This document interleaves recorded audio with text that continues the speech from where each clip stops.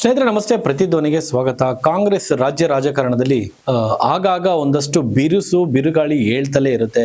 ಇದೀಗ ಎಲ್ಲ ಒಂದ್ ಕಡೆ ತಣ್ಣಗಾಯ್ತು, ಸಿದ್ದರಾಮಯ್ಯನವರ ಕುರ್ಚಿ ಭದ್ರವಾಯಿತು ಎನ್ನುವಂತ ಹೊತ್ನಲ್ಲಿ ಇಲ್ಲಿ ಎಲ್ಲೋ ಒಂದ್ ಕಡೆ ತಾರತಮ್ಯ ಮಾಡ್ತಾ ಇದ್ದಾರೆ ಎನ್ನುವಂತ ಅಸಮಾಧಾನ ಇದೀಗ ಸಿಎಂ ಸಿದ್ದರಾಮಯ್ಯನವರಲ್ಲಿ ಮೂಡ್ತಾ ಇರುವಂತದ್ದು. ಯಾಕಂದ್ರೆ ಈ 1-to-1 ಡಿಸ್ಕಷನ್ ಮಾಡ್ತಾ ಇರುವಂತದ್ದು ಎಲ್ಲೋ ಒಂದ್ ಕಡೆ ಒಂದ್ ಸೈಡ್ ಆಗಿ ಇಲ್ಲಿ ಸುರ್ಜೇವಾಲಾ ಅವರು ರಾಜ್ಯ ಉಸ್ತುವಾರಿ, ಕಾಂಗ್ರೆಸ್ನ ರಾಜ್ಯ ಉಸ್ತುವಾರಿ ಆಗಿರುವಂತಹ ಸುರ್ಜೇವಾಲಾ ಅವರು ಒಂದು ತಂಡದ ವಿರುದ್ಧ ಅಥವಾ ಒಂದು ಬಣದ ವಿರುದ್ಧ ನಿಂತಿದ್ದಾರೆ ಎನ್ನುವಂತಹ ಅಸಮಾಧಾನ ಇದೀಗ ಸಿಎಂ ಸಿದ್ದರಾಮಯ್ಯನವರಲ್ಲಿ ಮೂಡ್ತಾ ಇರುವಂತದ್ದು. ಯಾಕೆ, ಏನು, ಎತ್ತ ಅನ್ನೋದನ್ನ ತಿಳಿಸ್ಕೊಡ್ತೀವಿ. ಅದರಲ್ಲಿ ಪ್ರಮುಖವಾಗಿ ಸತೀಶ್ ಜಾರಕಿಹೊಳಿ ಅವರು ಕೂಡ ಧ್ವನಿ ಎತ್ತಿರುವಂತದ್ದು. DCM ಸ್ಥಾನದ ಮೇಲೆ ಸತೀಶ್ ಜಾರಕಿಹೊಳಿ ಅವರು ಕಣ್ಣಿಟ್ಟಿರುವಂತದ್ದು. ಇವತ್ತು ಏನೆಲ್ಲ ಬೆಳವಣಿಗೆ ಆಗ್ತಾ ಇದೆ, ಜೊತೆಯಲ್ಲಿ ಯಾವೆಲ್ಲ ಸಚಿವರನ್ನ ಕರೆಸಿ 1-to-1 ಡಿಸ್ಕಷನ್ ಏನೆಲ್ಲ ಮಾಡಿದ್ರು ಅನ್ನೋದನ್ನ ತಿಳಿಸ್ಕೊಡ್ತೀವಿ. ವಿಡಿಯೋ ಪೂರ್ತಿ ನೋಡಿ. ಎಸ್, ಇವತ್ತು ಸುರ್ಜೇವಾಲಾ ಅವರು ಸಚಿವರ ಜೊತೆ, ಅಂದ್ರೆ ಸಾಕಷ್ಟು ಸಚಿವರ ಜೊತೆ ಬರೋಬ್ಬರಿ 11 ಸಚಿವರನ್ನ ಕರೆದು 1-to-1 ಡಿಸ್ಕಷನ್ ಮಾಡಿರುವಂತದ್ದು. ಅದರಲ್ಲಿ ಮೇಲ್ನೋಟಕ್ಕೆ ಕಂಡುಬರ್ತಾ ಇರುವಂತದ್ದು ಏನಂದ್ರೆ, ಇಲ್ಲ ನಮ್ಮ ಕ್ಷೇತ್ರದ ಕುರಿತು, ನಮ್ಮ ಕ್ಷೇತ್ರದ ಅಭಿವೃದ್ಧಿ ಕುರಿತು ಅಥವಾ ನನ್ನ ಇಲಾಖೆಯ ಕುರಿತು, ಆಗುಹೋಗುಗಳ ಕುರಿತು, ಜೊತೆಯಲ್ಲಿ ಅಭಿವೃದ್ಧಿಯ ಕುರಿತು ಚರ್ಚೆ ಆಗ್ತಾ ಇದೆ ಅಂತೇಳಿ ಕ್ಯಾಮ್ರಾಗಳ ಮುಂದೆ ಬಂದು ಹೇಳಿದ್ರೆ, ಬಟ್ ಇಲ್ಲಿ ಸತೀಶ್ ಜಾರಕಿಹೊಳಿ ಅವರು ಹೇಳಿದಂತ ಆ ಮಾರ್ಮಿಕ ನುಡಿಯೇ ಬೇರೆ ಏನೇ ಇತ್ತು. ಅಂದ್ರೆ ಇಲ್ಲಿ ಬೇರೆ ಏನೋ ನಡೀತಾ ಇದೆ ಎನ್ನುವಂತ ಅಂಶಗಳು ಬಯಲಾಗ್ತಾ ಇರುವಂತದ್ದು. ಅದೇನು ಮುಚ್ಚಿಡುವಂಥದ್ದು ಮತ್ತು ಗುಟ್ಟಾಗಿರುವಂತದ್ದು ಏನಲ್ಲ. ಸತೀಶ್ ಜಾರಕಿಹೊಳಿ ಅವರು ಏನು ಸುರ್ಜೇವಾಲಾ ಅವ್ರ ಜೊತೆ 1-to-1 ಡಿಸ್ಕಷನ್ ಆದ ನಂತರ ಮಾಧ್ಯಮದ ಮುಂದೆ ಬಂದು ಹೇಳಿರುವಂತಹ ಒಂದು ಮಾತು ಒಂದು ಚರ್ಚೆಗೆ ಗ್ರಾಸವಾಗಿದೆ. ಯಾಕಂದ್ರೆ ಇಲ್ಲಿ ಅವ್ರು ಹೇಳಿರುವಂತ ಮಾತುಗಳು, ಕ್ಯಾನ್ಸರ್ ಫಸ್ಟ್ ಸ್ಟೇಜ್ ಆದ್ರೆ ಅದಕ್ಕೆ ಔಷಧಿ ಕಡಿಮೆ ಕೊಡ್ಬೇಕಾಗುತ್ತೆ, ಅದೇ ಈ 3rd ಸ್ಟೇಜು 4th ಸ್ಟೇಜ್ ಆಗ್ಬಿಟ್ರೆ ಅದಕ್ಕೆ ಔಷಧಿ ಕಷ್ಟ ಆಗ್ಬಿಡುತ್ತೆ ಎನ್ನುವಂತೆ ಮಾರ್ಮಿಕವಾಗಿ ಇವರು ನುಡಿದಿರುವಂಥದ್ದು. ಇಲ್ಲಿ ಕಾಂಗ್ರೆಸ್ ನಲ್ಲಿ ಆಗ್ತಾ ಇರುವಂತ ಒಂದಷ್ಟು ಏನ್ ಬೆಳವಣಿಗೆ ಇದೆಯಲ್ಲ, ಇದು ಈ ಹಂತದಲ್ಲೇ ಕಟ್ ಆಗ್ಬೇಕು, ಈ ಹಂತದಲ್ಲೇ ಔಷಧ ನೀಡಬೇಕು. ಇದಕ್ಕೆ ಈ ಒಂದು ರೋಗಕ್ಕೆ, ಈ ಒಂದು ಏನು ಈ ಸ್ಥಾನಗಳ ಬಡಿದಾಟದ ರೋಗಕ್ಕೆ ಈಗಲೇ ಬ್ರೇಕ್ ಹಾಕ್ಬೇಕು, ಈಗಲೇ ಇದಕ್ಕೆ ಉಪಶಮನ ಆಗ್ಬೇಕು, ಈ ಒಂದು ರೋಗ ಉಪಶಮನ ಆಗ್ಬೇಕು ಈ ಸ್ಟೇಜ್ ನಲ್ಲಿ ಎನ್ನುವಂತೆ ಮಾರ್ಮಿಕವಾಗಿ ನುಡಿದಿದ್ದಾರೆ. ಇಷ್ಟಕ್ಕೂ ಸತೀಶ್ ಜಾರಕಿಹೊಳಿ ಅವರ ಬೇಡಿಕೆ ಏನು ಅನ್ನೋದು ಎಲ್ರಿಗೂ ಗೊತ್ತಿರುವಂಥದ್ದು.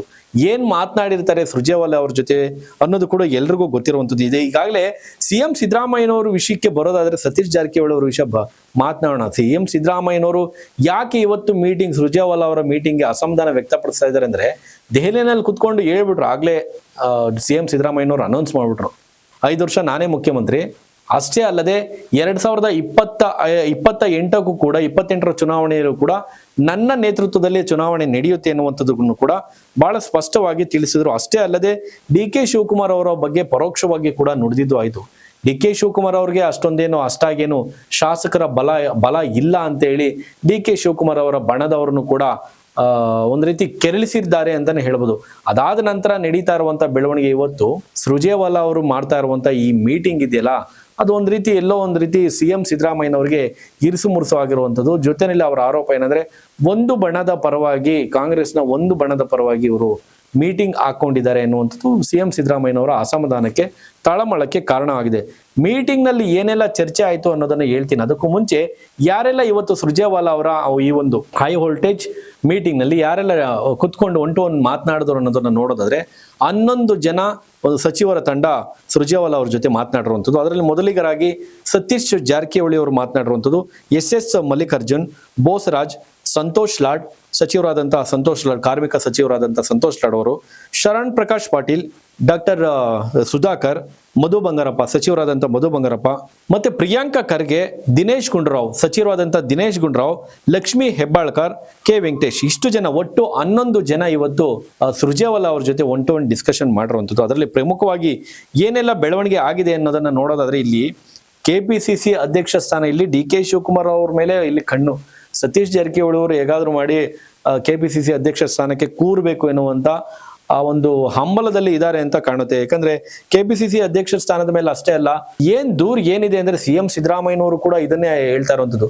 ಪಾಪ DK ಶಿವಕುಮಾರ್ ಅವ್ರಿಗೆ ತಲೆ ಮೇಲೆ ಎಷ್ಟಂತ ಜವಾಬ್ದಾರಿ ಹೊರಿಸ್ತೀರಿ, ಅವ್ರೊಬ್ಬರೇ ಎಷ್ಟಂತ ಜವಾಬ್ದಾರಿ ನಿಭಾಯಿಸೋದಕ್ಕಾಗುತ್ತೆ.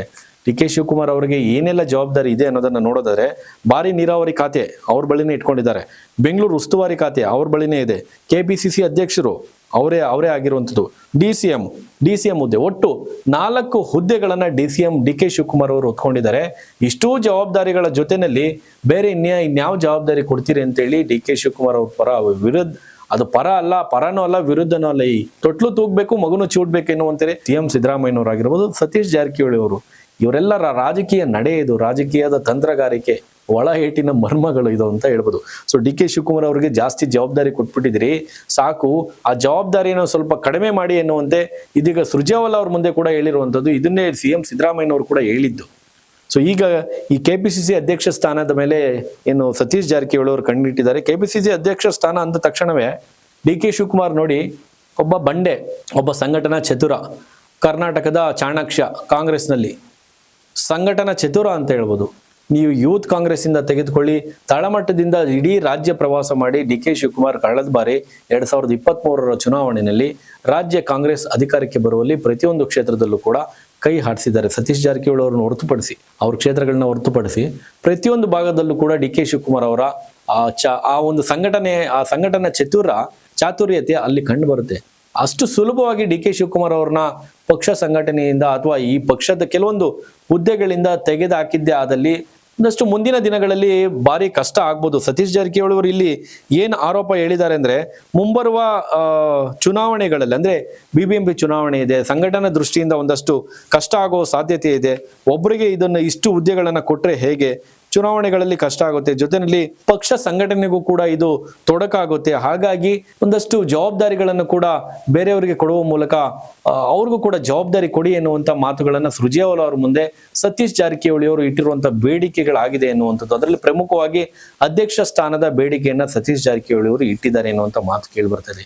ಇಲ್ಲಿ ಯೂತ್ ಕಾಂಗ್ರೆಸ್ ಆಗಿರ್ಬೋದು ಅಥವಾ ರಾಜ್ಯದಲ್ಲಿ ಯಾವುದೇ ಸಂಕಷ್ಟದ ಸ್ಥಿತಿಯಲ್ಲಿ ಕಾಂಗ್ರೆಸ್ ಸಿಕ್ಕಂತ ಸಂದರ್ಭದಲ್ಲಿ ಬೇರೆ ಯಾವ ನಾಯಕರುಗಳು, ಸತೀಶ್ ಜಾರಕಿಹೊಳಿ ಅವರ ಆದಿಯಾಗಿ ಬೇರೆ ಯಾವ ನಾಯಕರುಗಳು ಕೂಡ ಬರೋದಿಲ್ಲ. ಇದೇ ಟ್ರಬಲ್ ಶೂಟರ್ ಡಿ.ಕೆ. ಶಿವಕುಮಾರ್ ಅವರೇ, one and only D K. Shivakumar ಅವರು ಎಲ್ಲರ ಕಣ್ಣ ಮುಂದೆ ಕಾಣ ಸಿಗ್ತಾರೆ. ಹಾಗೆಯೇ ಡಿ.ಕೆ. ಶಿವಕುಮಾರ್ ಅವ್ರನ್ನ ಕುಗ್ಗಿಸ್ಲಿಕ್ಕೆ ಅಥವಾ ಅವರ ಸ್ಥಾನಮಾನಗಳನ್ನ ಕಿತ್ಕೊಳ್ಳಿಕ್ಕೆ ಎಲ್ಲ ಒಂದ್ ಕಡೆ ನೋಡಿದ್ರೆ ಅದು ಡ್ಯಾಮೇಜ್ ಡಿ.ಕೆ. ಶಿವಕುಮಾರ್ಗೆ ಆಗುವಂಥದ್ದಲ್ಲ.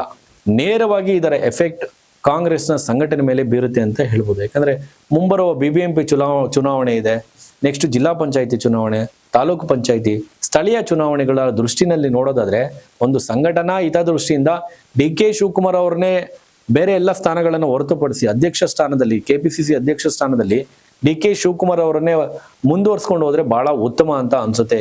ಅಲ್ಲಿ ಆ ಒಂದು ಸ್ಥಾನಕ್ಕೆ ಏನು ಈ ಸತೀಶ್ ಜಾರಕಿಹೊಳಿ ಅವ್ರನ್ನ ತಂದು ಕೂರಿಸಿದಂತ ಸಂದರ್ಭದಲ್ಲಿ ಒಂದಷ್ಟು ಸಮಸ್ಯೆಗಳು ಉದ್ಭವ ಆಗ್ಬೋದು. ಸಂಘಟನಾ ದೃಷ್ಟಿನಲ್ಲಿ ಒಂದಷ್ಟು ಸಮಸ್ಯೆಗಳು ಉದ್ಭವ ಆಗುವಂತ ಸಾಧ್ಯತೆಗಳಿದೆ. ಡಿ.ಕೆ. ಶಿವಕುಮಾರ್ ಅವರು ಒಂದು ಸ್ಟೇಟ್ಮೆಂಟ್ ಕೊಟ್ಟರು ನಿನ್ನೆ. 2028 ಚುನಾವಣೆ ದೃಷ್ಟಿಯಿಂದ ಈ ಗ್ಯಾರಂಟಿ ಯೋಜನೆಗಳ ಈ ಅನುಷ್ಠಾನ ಮಂಡಳಿ ಇದೆಯಲ್ಲ, ಅವರು ಸದಸ್ಯರ ಸಭೆಗಳನ್ನ ಕರೆದು ಮೀಟಿಂಗ್ ಮಾಡಿದ್ರು. ನೀವೇ ಮುಂದಿನ 2028 ಚುನಾವಣೆಯ ಗೆಲುವಿನ ದೊಡ್ಡ ಶಕ್ತಿ ಅಂತೇಳಿ. ಡಿ.ಕೆ. ಶಿವಕುಮಾರ್ ಸಂಘಟನೆ ದೃಷ್ಟಿಯಿಂದ ಡಿ.ಕೆ. ಶಿವಕುಮಾರ್ ಅವರು ಇದರೆಲ್ಲ ಬಹಳ ಪ್ರಬಲ ನಾಯಕ ಅಂತ ಹೇಳ್ಬೋದು. ಕಾಂಗ್ರೆಸ್ನಲ್ಲಿ ಒಂದು ದೊಡ್ಡ ಶಕ್ತಿ ಕಾಂಗ್ರೆಸ್ಗೆ, ಸಂಘಟನೆಗೆ. ಸೊ ಅಷ್ಟು ಸುಲಭಕ್ಕೆ ಡಿ.ಕೆ. ಶಿವಕುಮಾರ್ ಅವ್ರನ್ನ ಕೈ ಬಿಟ್ರೆ ಇಲ್ಲಿ 100% ಕಾಂಗ್ರೆಸ್ ಸಂಕಷ್ಟಕ್ಕೆ ಸಿಲುಕೋದು ಗ್ಯಾರಂಟಿ. ಸ್ನೇಹಿತರೆ, ನಿಮ್ಮ ಅನಿಸಿಕೆ ಪ್ರಕಾರ KPCC ಆಗೊಮ್ಮೆ ಪೋಲಿಂಗ್ ಮಾಡಿದ್ರೆ ಯಾರು ಅಧ್ಯಕ್ಷರಾಗಬೇಕು ಅಂತ ಹೇಳಿ ಕಡೆದಾಗಿ ಹೇಳೋದಾದ್ರೆ ಯಾರು ಅಧ್ಯಕ್ಷರಾಗಬೇಕು, ಸತೀಶ್ ಜಾರಕಿಹೊಳಿ ಅವರ ಅಥವಾ ಡಿ.ಕೆ. ಶಿವಕುಮಾರ್ ಅವರೇ ಅಧ್ಯಕ್ಷರಾಗಿ ಮುಂದುವರಿಬೇಕಂತ ಹೇಳಿ ಪೋಲಿಂಗ್ ಮಾಡಿದ್ರು ಕೂಡ ಇಲ್ಲಿ ಅತಿ ಹೆಚ್ಚಾಗಿ ವೋಟ್ ಬೀಳೋದೆ ಡಿ.ಕೆ. ಶಿವಕುಮಾರ್ ಅಂತ ಖಡಾಖಂಡಿತವಾಗೂ ಹೇಳ್ಬೋದು. ಸ್ನೇಹಿತರೆ, ನಿಮ್ಮ ಅನಿಸಿಕೆ ಪ್ರಕಾರ ಡಿ.ಕೆ. ಶಿವಕುಮಾರ್ ಅವರೇ KPCC ಅಧ್ಯಕ್ಷ ಸ್ಥಾನದಲ್ಲಿ ಮುಂದುವರಿಬೇಕಾ ಅಥವಾ ಸತೀಶ್ ಜಾರಕಿಹೊಳಿ ಅವರು KPCC ಅಧ್ಯಕ್ಷರಾಗಿ ನೇಮಕಗೊಳ್ಬೇಕಾ? ನಿಮ್ಮ ಅನಿಸಿಕೆಯನ್ನು ಕಾಮೆಂಟ್ ಮಾಡಿ. ನೋಡ್ತಾ ಇರಿ ಪ್ರತಿಧ್ವನಿ. ಹೆಚ್ಚಿನ ವಿಡಿಯೋಗಳಿಗೆ ಪ್ರತಿಧ್ವನಿ ಯೂಟ್ಯೂಬ್ ಚಾನೆಲ್ ಸಬ್ಸ್ಕ್ರೈಬ್ ಮಾಡಿ, ಬೆಲ್ ಐಕಾನ್ ಕ್ಲಿಕ್ ಮಾಡಿ.